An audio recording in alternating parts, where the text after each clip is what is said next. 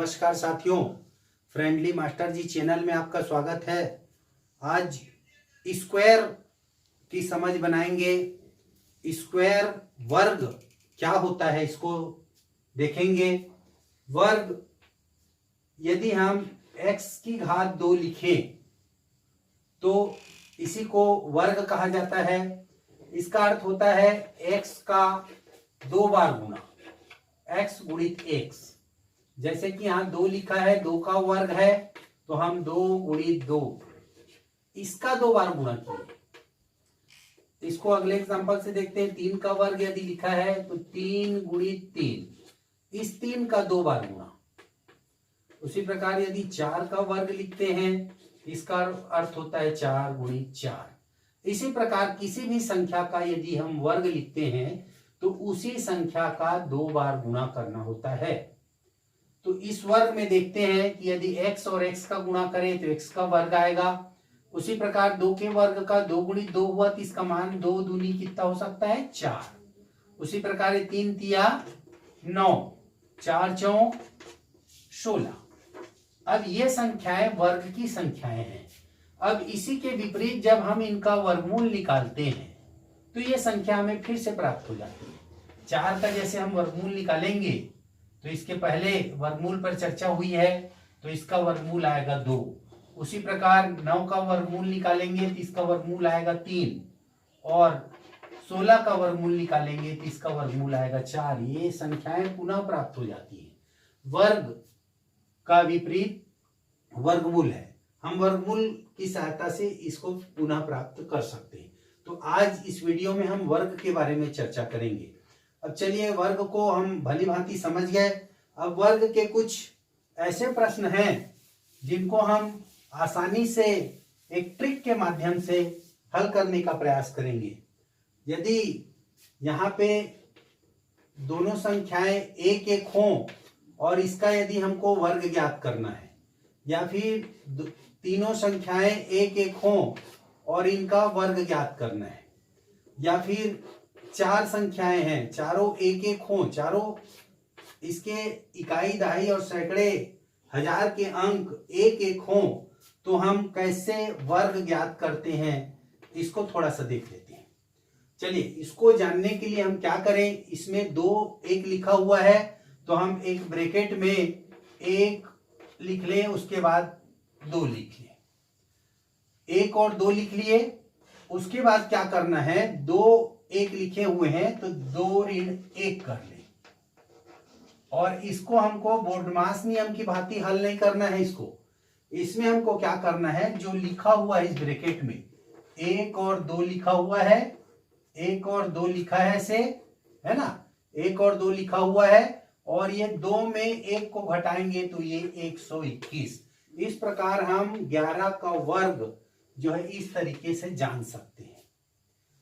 इस पर चर्चा करते हैं। देखिए, इसमें 3 1 लिखे हुए हैं तो इसको हम लिख लें 1 2 3 लिख लिए। उसके बाद अगले ब्रैकेट में क्या करेंगे, 3 है तो 3 ऋण 1 करें, फिर हम करें 2 ऋण 1, और इस प्रकार इसको लिख ले फिर ब्रैकेट के अनुसार। यहां लिखा है 1 2 3, और यहां पे 3 में से 1 जाएगा तो क्या बचेगा, 2, और 2 में से 1 जाएगा तो 1। ये इसका आंसर होगा। उसी प्रकार यहां 4 बार यदि 1 लिखा हुआ है और उसका यदि वर्ग हमको ज्ञात करना है तो हम क्या कर लें, 1 2 3 4 बार लिखा है, 1 2 3 और 4 लिख लें। उसके बाद 4 अंक है ये, तो पहले ब्रैकेट में लिखिए 4 ऋण 1, दूसरे में 3 ऋण 1, तीसरे में 2 ऋण 1।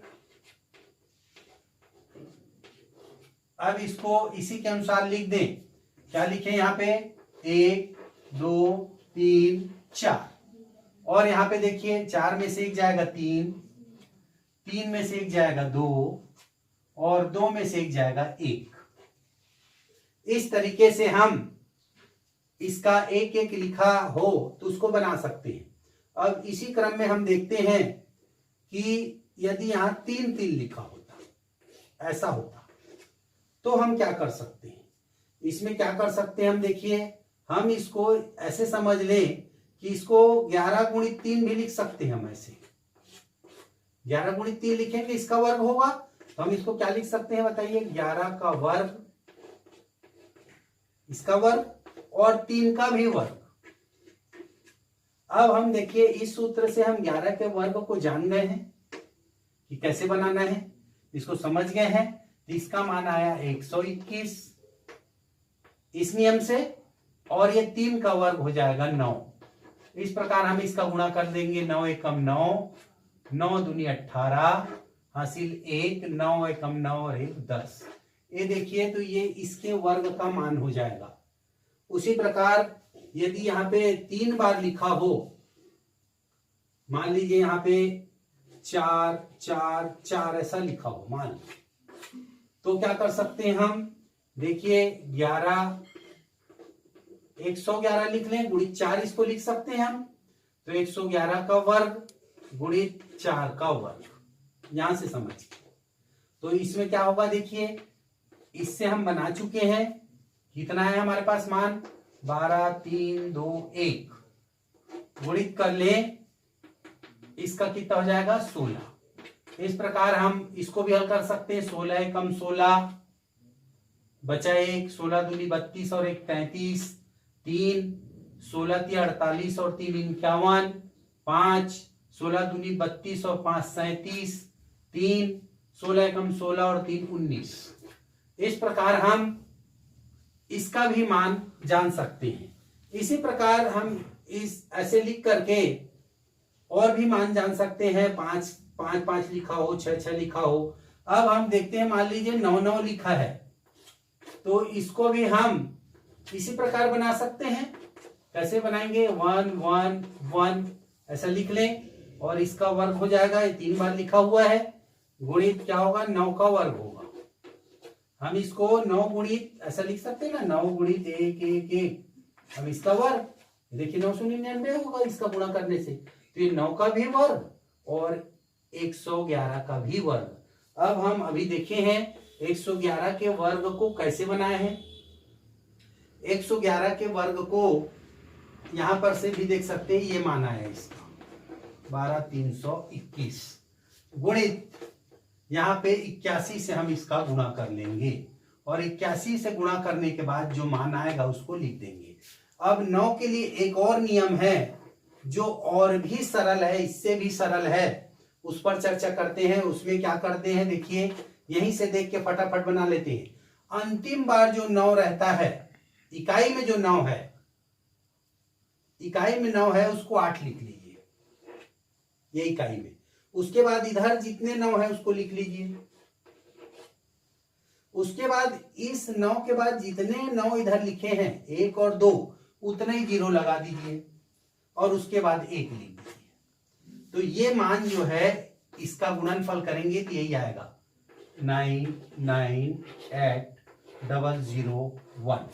तो इस प्रकार हम 9 का और भी आसानी से इस तरीके से निकाल सकते हैं। 9 का एक आध और कर सकते हैं, जैसे 4 अंक वाले कर सकते हैं। देखिए 9 यदि 4 बार लिखा हुआ है और इसका वर्ग करना है तो अंतिम वाले को 8 लिख लिए, लिख लिए। उसके बाद 1 2 3 9 है तो तीनों 9 को लिख लिए।